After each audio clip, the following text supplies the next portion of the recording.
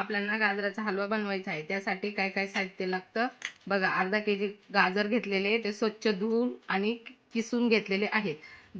अर्धा केजी गाजर, 1.5 पावशर साखर, 3 चमचे तूप आणि हे काजू.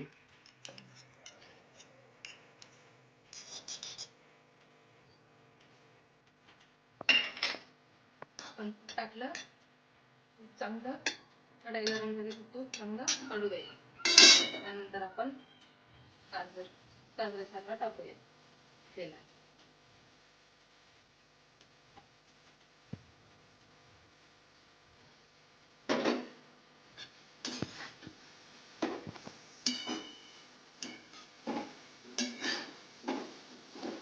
चांगला असा हलवायचा म्हणजे व्यवस्थित होतो. आणि कमी गॅस करायचा, मंद गॅसवर मस्त होऊ द्यायचा.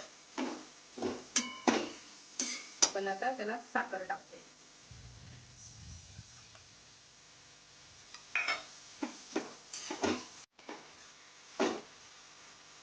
बघा कसं छान कलर येतोय बघा.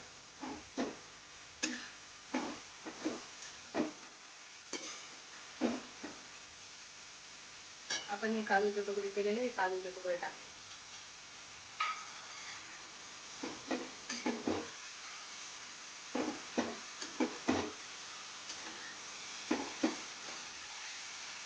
कमी गॅस करायचा आणि 10 मिनिटे झाकून ठेवायची. आपण 10 मिनिटांनी बघूया.